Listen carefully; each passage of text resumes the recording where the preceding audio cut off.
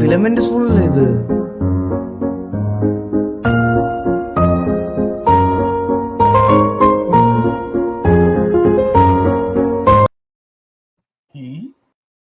ഇത് 3D print എടുത്താണോ ഇത്രയും?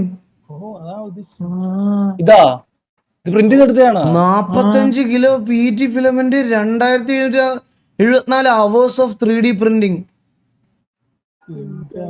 4701 kilo watt of electricity, single 3D printer CR10.